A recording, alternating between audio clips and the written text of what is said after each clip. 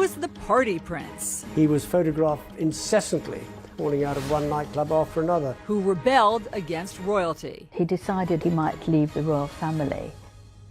Haunted by his mother's death, it destabilized him and caused chaos for years. He struggled to find his way. Being royal for Harry was a burden and a curse. She's an American actress. I was like, okay, well, I really have to up my game. Unlike any royal bride before. Go back a few generations, and everything about Meghan Markle disqualifies her from marrying Harry. A modern royal couple who will change history. The Queen made an exception and broke from royal protocol. Redefine royalty. Do you see any scenario by which Harry and Meghan overshadow Kate and William? It was my first thought. And modernize the monarchy. The world's view of the British monarchy is probably going to be determined more by Harry and Meghan than by William and Kate, certainly by Charles and Camilla. That's a very unusual situation. Tonight, a CNN special report. A royal match, Harry and Meghan. I'd never even heard about her until this friend said Meghan Markle. I was like, right, okay, give me a bit of background. It is July 2016 in London when Britain's most eligible bachelor, Prince Harry, is set up on a blind date. It was definitely a setup. It was a blind date. I was beautifully surprised when I walked into that room and saw her, and there she was sitting there. I was like, okay, well, I really have to up my game. Harry ups his game, and they begin a whirlwind romance. Just weeks later, they're vacationing together in Botswana, Africa. We camped out with each other under the stars. She came and joined me for 5 days out there, which was absolutely fantastic. In the months that follow, they date long distance, meeting up in London and Toronto, where Meghan, an actress, is filming her TV show Suits. Wow, you're pretty. Good. You've hit on me. We can get it out of the way that I'm not interested. No. The whole time keeping their relationship a secret. I mean, when they first met, nobody knew about it. I mean, they are such a charismatic couple. Penny Junor wrote a biography about Harry. They kept this relationship quiet. Which is itself impressive. It is impressive. I mean, the great fear about Harry finding a wife was always going to be the intrusion of the press, because that is what had killed 2 previous long-term relationships. Relationships with actress Cressida Bonas and his first love, Chelsea Davy. Chelsea had experienced the most horrible treatment. Photographers would be waiting for her. They would call out names, slag, bitch, whore, trying to get a reaction from her. And I guess that she looked at all of this and thought, do I want this for my life? And I interviewed Harry just before he met Meghan, the month before, and we talked about, his private life at the time. Harry tells Roya Nika, the royal correspondent for Britain's Sunday Times, about a, quote, massive paranoia he feels in finding a girlfriend. I think Harry's great fear was that unless he had enough time to get to know someone, if that relationship prematurely became public, they would be absolutely swamped with media interest, and that would change the dynamic of his relationship. And what happened to his mother is never far from his mind. Harry and his brother still feel that the paparazzi and press intrusion were certainly partly responsible for his mother's death, and thought, why would anyone want to put up with this for me? Harry wants to keep his relationship with Meghan private as long as he can. But just 4 months after that first date, the news is out, and the paparazzi pounce once again. I mean, there was a photographer who got inside Meghan's house in Toronto. The paparazzi were camping on her mother's front lawn and following, and harassing all members of her family, anybody really who knew her. Despite starring in a TV show, Meghan is relatively unknown. Now the British press wants to know who she is and if she's fit for the royal family.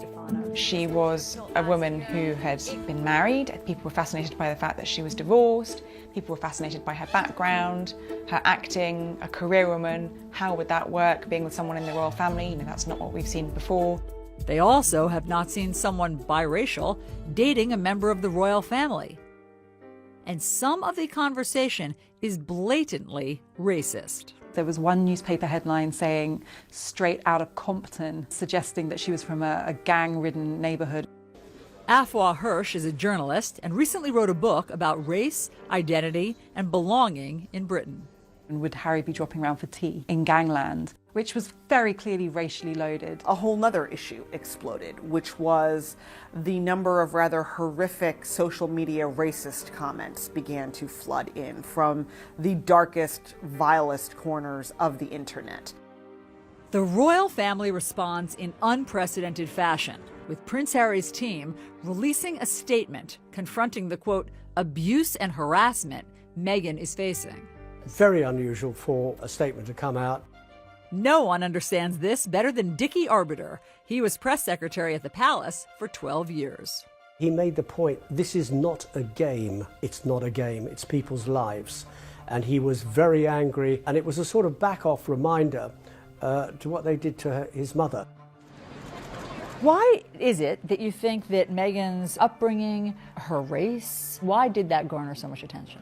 In the past, members of the royal family, princes, would have married princesses. And when Harry's father, Prince Charles, was looking for a wife, it was also a requirement that a wife should be a virgin and a member of the Church of England. You just go back a few generations in the royal family, and everything that you can say about Meghan Markle disqualifies her from marrying Harry. Kate Coyne is the executive editor of People magazine.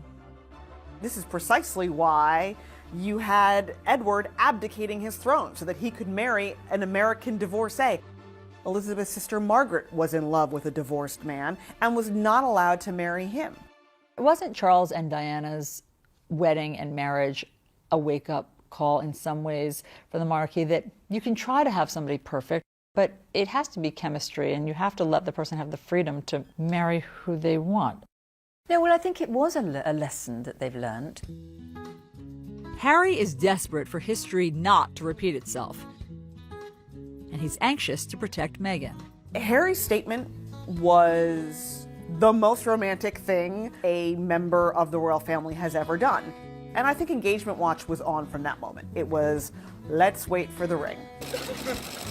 The ring comes in November 2017. Prince Harry has announced his wedding engagement to American actress Meghan Markle. And the royal family welcomes Meghan with open arms. The Queen made an exception and broke from royal protocol and invited Meghan to spend Christmas with the royal family and the Queen at Sandringham. That was the first time a royal fiancé has ever done that before actually marrying into the royal family. A powerful sign the monarchy and the Queen are modernizing and changing.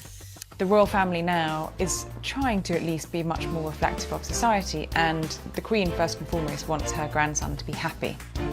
And that happiness is something Harry has been searching for most of his life. When we come back, the moment that changes everything. He didn't really deal with what life without her meant. It destabilized him and caused chaos for years.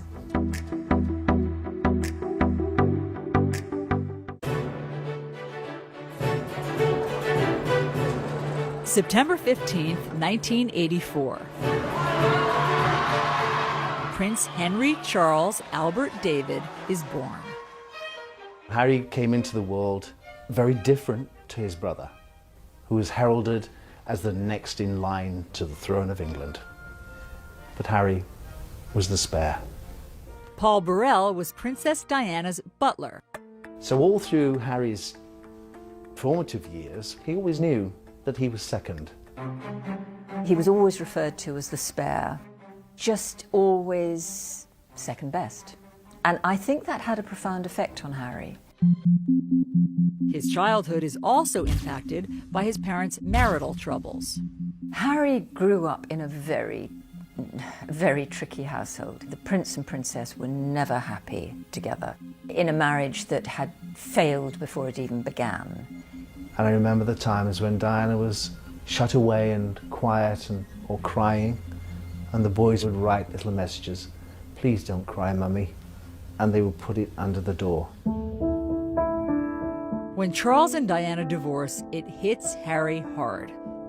Then, 1 year later, his mother is killed. Harry is just 12 years old. This incredibly loving figure who had given him so much warmth and comfort in what was a very difficult childhood and extraordinary upbringing was suddenly gone. I remember Harry coming back to Kensington Palace shortly after the funeral, and he ran down the corridor and flung himself into my arms and cried. And his tears wet my shirt through. He was devastated. Got the phone and... Harry later admits to ITV he has deep regrets about his final phone call with his mother. I can't really necessarily remember what I said, but all I do remember is probably, regretting for the rest of my life how short the phone call was. And if I'd known that that was the last time I was going to speak to my mother, the things I would have said to her. Looking back on it now, it's incredibly hard. I have to sort of deal with that for the rest of my life. Guilt and grief he never expresses at the time. I think it was a classic case of don't let yourself think about your mum and the grief and the hurt that comes with it, because it's never going to bring her back, and it's only going to make you more sad. People deal with grief in different ways, and my way of dealing with it was by just basically shutting it out, locking it out. Prince Harry arrives here at Eton, the prestigious boys' boarding school, the year after his mother's death. And though he moves into the same house as his older brother William, Harry reportedly struggles academically and is miserable. Diana always said that she never wanted Harry to go to Eton because he would be compared to his brother's success. And she thought this would be the undoing of Harry's confidence. Prince Harry said that he decided that he was going to be a bad boy. Journalist Angela Levin interviewed Harry last year at Kensington Palace. So that the reason he didn't do well there was partly his fault. It was deliberate. In 2002, headlines emerge of Harry's drinking and marijuana use. For the first time, Harry is facing the public pressure that comes with his famous family. Did it seem to Brits that it was more than just typical teenage antics? Teenagers do drink too much. They do behave badly, it's all part of the growing up process. But I personally was worried that there was something deeper. There was a touch of self-medication going on. After graduating from Eton, Harry escapes to Africa during his gap year for humanitarian work. It was an escape from this heavy-duty world of royalty, always being watched, always being photographed. He could be very ordinary. He spends 2 months in Lesotho with children in need and others whose parents died from AIDS. He could see that there were holes there in their lives, and I think absolutely he saw in them something that he felt was missing in his life: care, love and attention, the loss of his mother. Harry not only falls in love with the children and the country, he begins a serious romance with a wealthy girl from southern Africa, Chelsea Davy.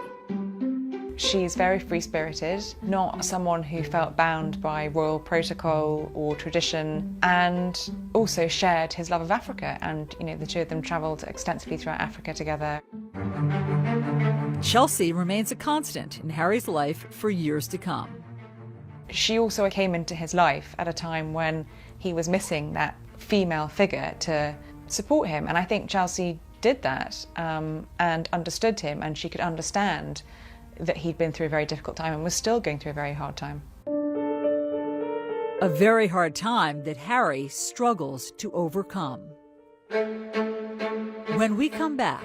Prince Harry got so low that he decided at one point that he might leave the royal family.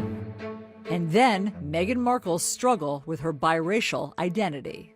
She has heard the names her mother has been called, and she's well aware that that is happening for one reason only, and it's the color of her mom's skin.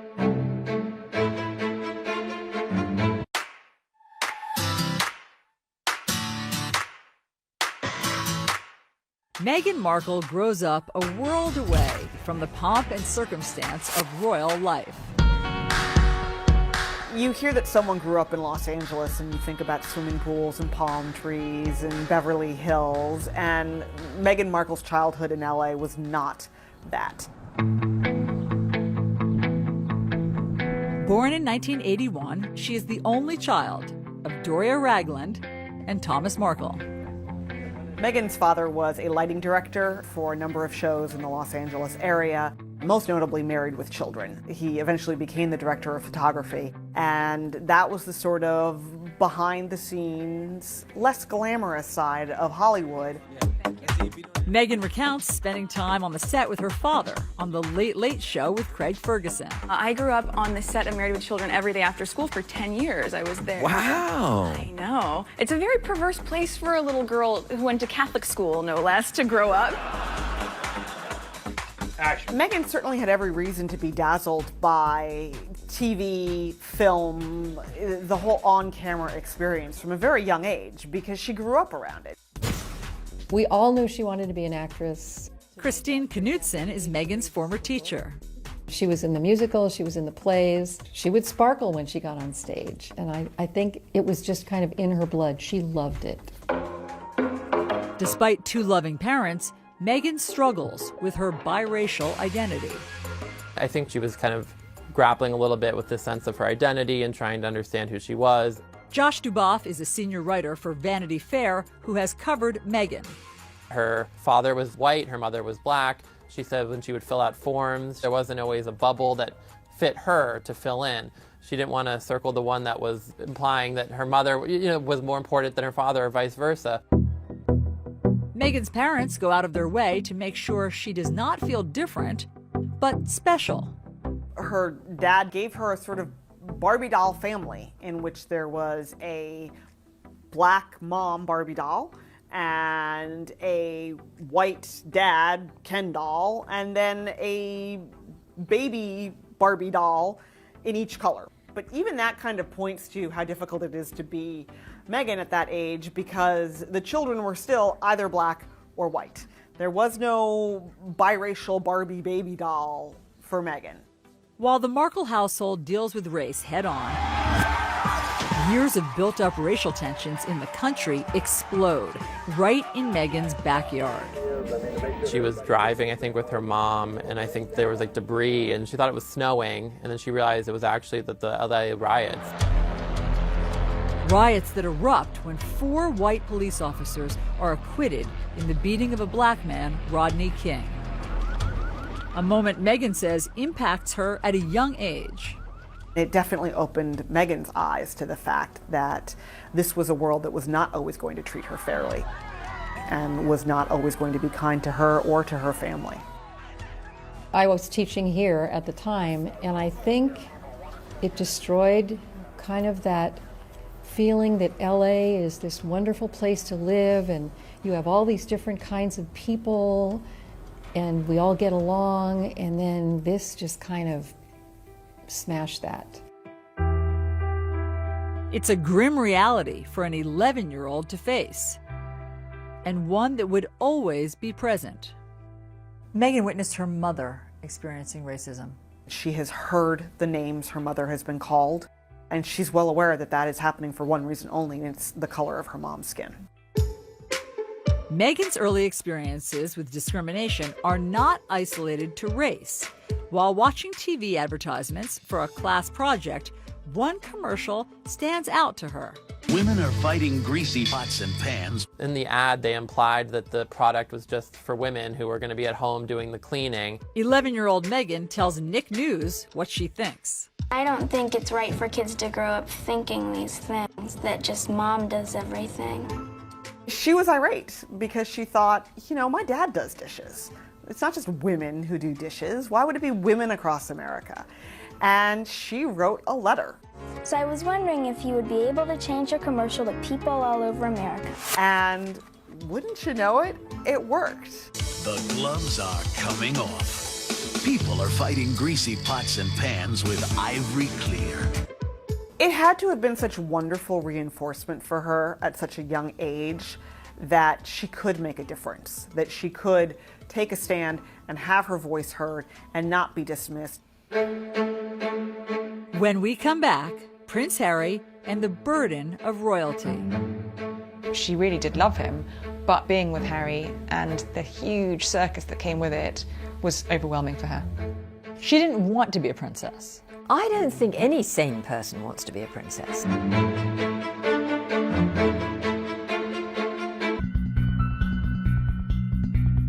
Outrage around the world after Britain's Prince Harry shows up at a costume party dressed as a Nazi. That's right, a Nazi. And that just seems like a moment of extremely bad judgment. It was a moment of complete and utter thoughtlessness. You know, he was young, he was very troubled, and he was drinking far too much. And he was a bit of a loose cannon. At just 20 years old, Harry is earning a reputation as reckless and self-destructive. He was photographed incessantly after he left school during a sort of gap year, falling out of one nightclub after another. And he has a run-in with the paparazzi that leaves a photographer with a split lip. For many years, it was a real worry about what would happen to Harry because he didn't seem to want to be a royal. He really kicked against it. He wanted to be a normal human being. When Harry arrives at Sandhurst Military Academy in May 2005, the pressure is on to turn over a new leaf. He'd not had that discipline for so many years. People were concerned that Harry wouldn't find his way. Sandhurst is nothing like the lavish royal lifestyle that Harry has become accustomed to. And throughout the 44-week grueling training course, he's treated like every other soldier. It could be said it kind of knocks a bit out of you. General Lord Richard Dannatt was chief of the British Army. In the early days, the first 5 or 6 weeks, when the training is really tough, it encourages people to rely on each other, to help each other. Harry is one of the guys, yet there are painful reminders he's still a royal. When his unit deploys to Iraq in May 2007, Harry is forced to stay behind. There have been a number of specific threats, specifically aimed at Prince Harry.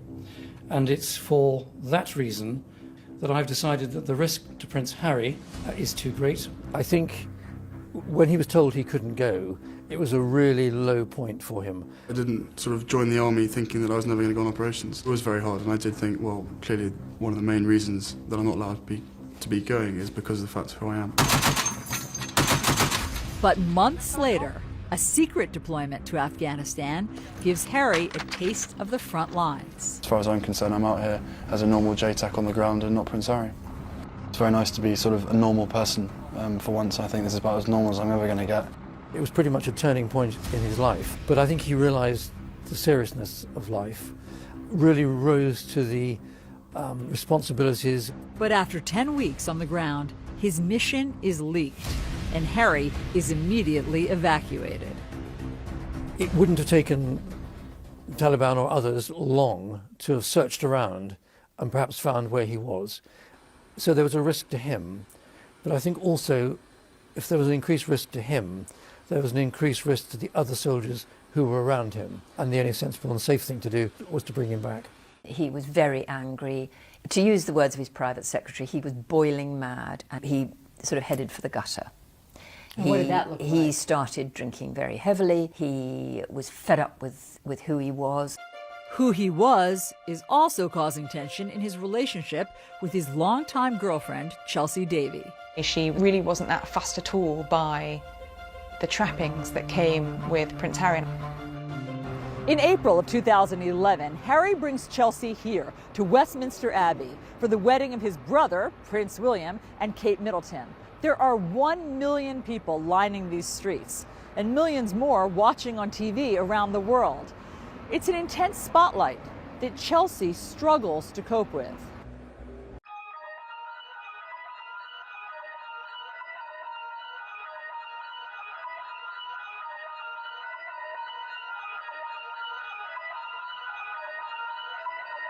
You reached the beat. Oh my God.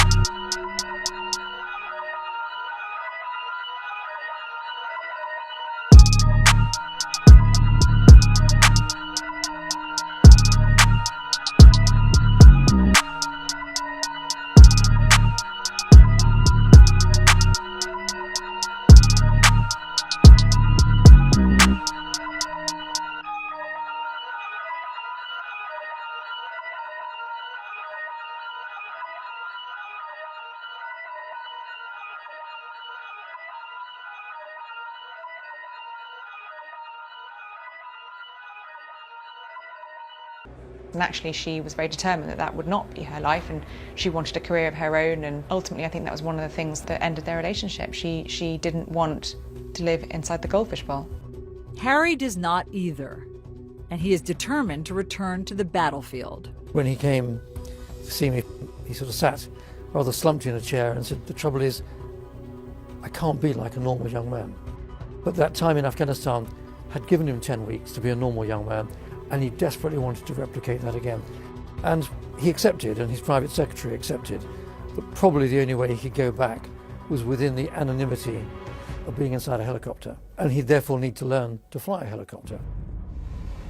After 2 years of training, Harry not only becomes an Apache pilot, he is the top gun on his weapons course. He got it on his own. It wasn't because he was a prince. He actually had to fight really hard for it. He was one of the very top Apache attack helicopter pilots. Harry returns to Afghanistan in September 2012. He did exceptionally well. Brigadier Neil Sexton was Harry's commander on the ground. You go out there with the anticipation of having to use the Apache's weapon systems and to bring them to bear without any collateral damage, and also to conduct yourself in a way that's safe in the most demanding of environments. I actually believe that his success on those Apache aircraft was the making of Harry. I think Harry, who had spent all his life being second best to his brother, being the spare, suddenly found something that he could do, and could do better than anybody else. And that gave him confidence that he had never ever had before. And it changed him, I think. When Harry leaves the army after 10 years of service, his future is uncertain. I don't think there are any career options for a royal prince. It's easy for William. He's heading towards the throne. I think being royal for Harry was a burden and a curse because he was only the spare. What was his job? What was his way forward? As Harry finds his way, another romance is on the rocks. This time with his girlfriend of 2 years, Cressida Bonus. She really did love him, but I think the situation of being with Harry and the huge circus that came with it was overwhelming for her. I think Cressida took one look at what life with Harry would have involved and just turned her back on it. You know, she didn't want to be a princess. I don't think any sane person wants to be a princess. Who would want to be a royal princess? It's a burden. When we come back, Harry opens up about his royal role. He's living this life that he's been born into. It's not his choice. He decided he might leave the royal family. And then Meghan Markle's big break. She got lucky. She undoubtedly handed in a great audition, a great screen test, and she hit the jackpot. After graduating from Northwestern University, Meghan Markle moves home to Los Angeles. She's eager to chase her acting dreams, but the industry is tough. That is an industry that is built on judging you and tearing you down and rejecting you and making you second guess your weight and your skin and your hair and your talent and your poise. It's brutal. It's brutal. Harvey Young was Meghan's acting professor in college. When you leave college, it's a pretty bleak world of just laying bare your soul as part of audition before a casting agent, and then more often than not being told no. For Meghan, her identity struggle is magnified in Hollywood. What has she said about how her race impacted her getting jobs? Casting agents weren't always sure what to make of her. Is she going out for a Latina role? Is she somehow maybe Italian or even Middle Eastern? Or is she African American? Is she Caucasian? She undoubtedly felt like at times casting agents just threw up their hands and went, oh, never mind.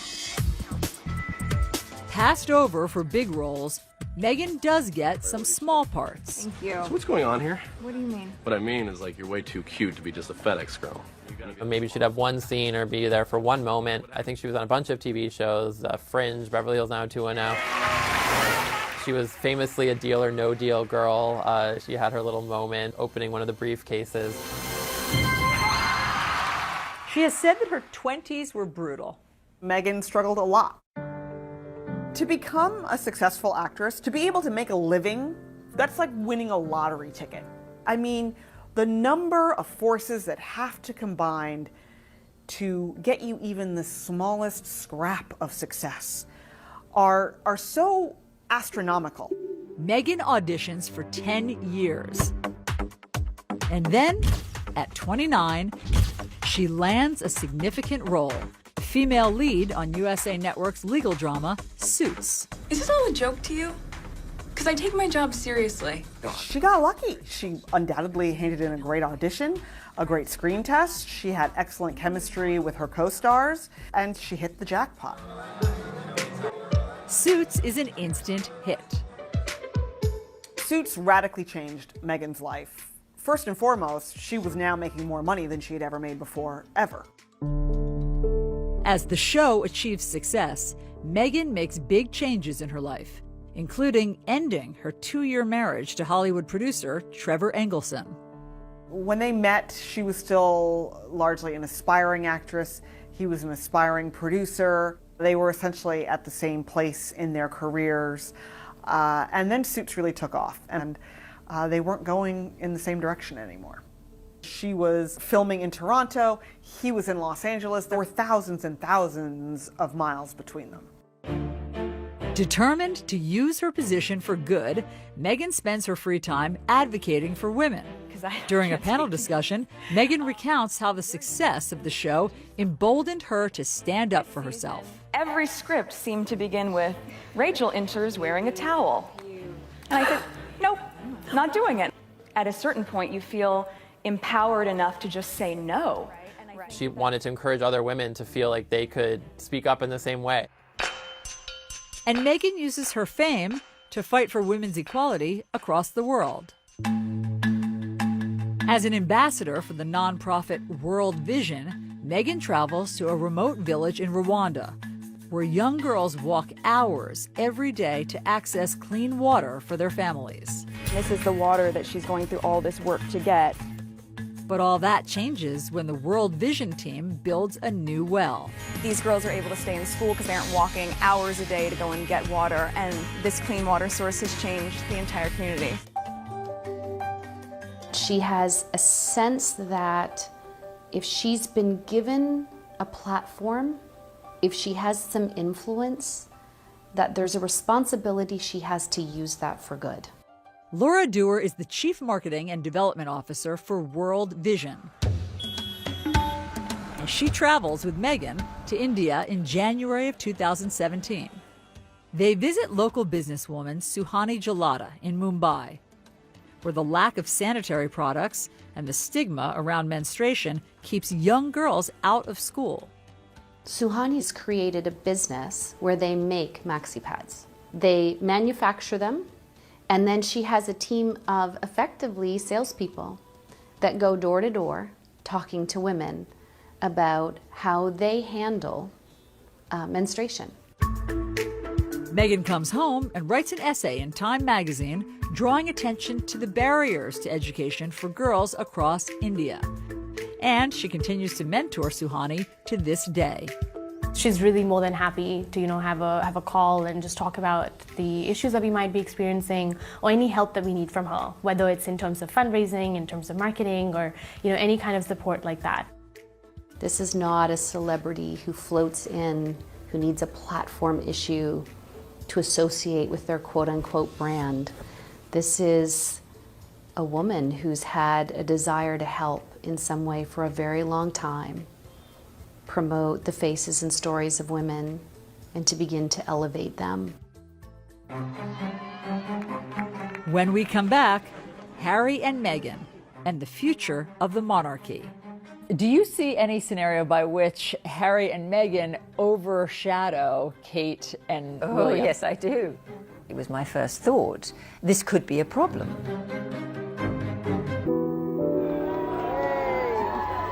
Summer 2017. It's been 20 years since Princess Diana's death, and Prince Harry is speaking about it for the first time in a documentary for the BBC. When you're that young and something like that happens to you, I think it's lodged in your heart and your head, and it stays there for a very, very long time. For nearly 2 decades, Harry says he held back his grief. He didn't really deal with what life without her meant, I think, for a very long time. And then when he did finally confront it, it destabilized him and caused chaos for years. I spent a long time of my life with my head buried in the sand, thinking, I don't want to be Prince Harry, I don't want this responsibility, I don't want this role. Look what's happened to my mother, why does this have to happen to me? Harry even considered a drastic move. Prince Harry got so low that he decided at one point that he might leave the royal family. He's living this life that he's been born into, it's not his choice. And I think he felt at times very cross about that. Did Diana's death affect Harry differently than William? Harry was that much younger, and interestingly enough, last year he admitted for the first time to mental health issues. And you can't help but having a mental health issue in terms of having lost a parent, not being able to grieve in the same way as you or I might be able to do. He wasn't able to do that, so he'd bottled it all up inside him. Now, Harry is letting it all out, sharing his struggle as part of his Heads Together campaign with Prince William and Kate to end the stigma around mental health. I never really talked about losing a mum at such a young age. I always thought to myself, what's the point in bringing up the past? It ain't going to change it. It ain't going to bring her back. And when you start thinking like that, it can be really damaging. And Harry ultimately chooses a future he hopes would make his mother proud. I felt an overwhelming connection to many of the children I met. Something he shared with the BBC. Now, all I want to do is try and, fill the holes that my mother has left, and that's what it's about for us, is trying to make a difference, and in making a difference, making her proud. He spends much of his time working on the charity he created for the children he met in Lesotho, Africa. You look at Harry's work with HIV and AIDS, that was something that his mother, as Harry said, smashed through the stigma of that when she was alive. And he's focused on the Invictus Games, an Olympic-style competition he started to give wounded veterans a chance to be defined by more than their injuries. It's life-changing. It really is life-changing for them. I think he has used his own experience of loss and sadness and bereavement to help these soldiers. And the bereavement doesn't just mean losing someone, it means losing yourself, I think, too. He's embraced who he is. It took him a long time to get there, but he now fully understands that being Prince Harry, he can make people's lives better by putting his name to things. He's making a difference. Through it all, Harry has endeared himself to the public, becoming one of the most popular members of the royal family. Harry is incredibly likable, and he is incredibly genuine. What you see is what you get. He is so natural with people, much more, I think he's the most natural member of the family. He throws out the rule book. And that makes him enormously valuable to the monarchy. The courtiers at Buckingham Palace used to say, "What are you going to do about Harry?" And now they're saying, "What are you going to do with Harry?" Because Harry is a magic bullet.